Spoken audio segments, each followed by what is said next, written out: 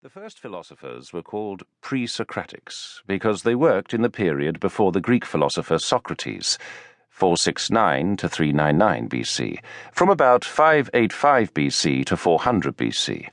The prefix pre tells us that Socrates is a chronological marker indicating a change in thought.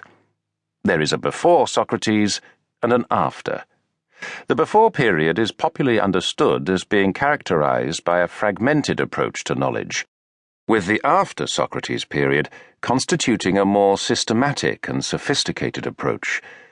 But the work of the pre-Socratics might seem more fragmented than what came after, only because the evidence we have of it is fragmentary.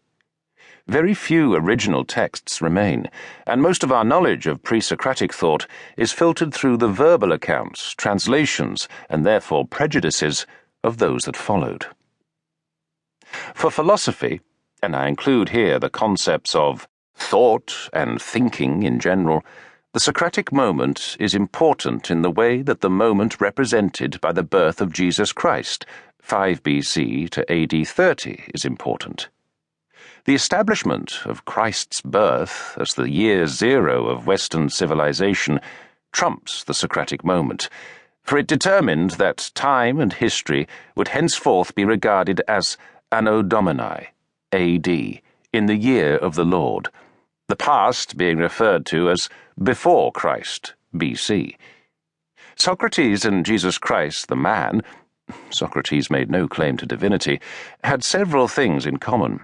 Both were teachers. Both were executed for their beliefs.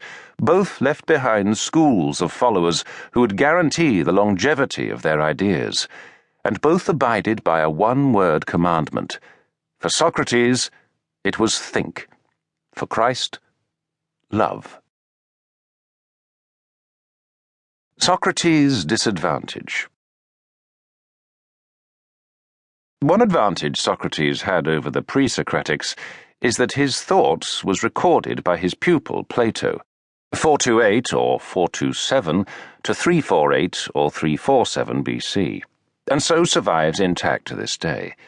The disadvantage that Socrates, Aristotle, and the other Greek fathers of Western philosophy endured is that their light was hidden under a bushel for more than 1,000 years, while Christian thought prospered and became dominant. A fact that might annoy contemporary Islamophobes is that we owe our knowledge of the Greek philosophers to Islamic scholars who transcribed their texts into Arabic at a time when the Greek tongue had been lost in the West as a result of the dominance of Latin, the language of the Roman Empire. Arabic translators preserved classical thought, and it is from their texts that the Greeks eventually found their way into Latin in the 12th century and into the vernacular during the 15th and 16th centuries. It's remarkable to note that the first complete English translations of Plato and Aristotle, 384 to 322 BC, did not appear until the 19th century.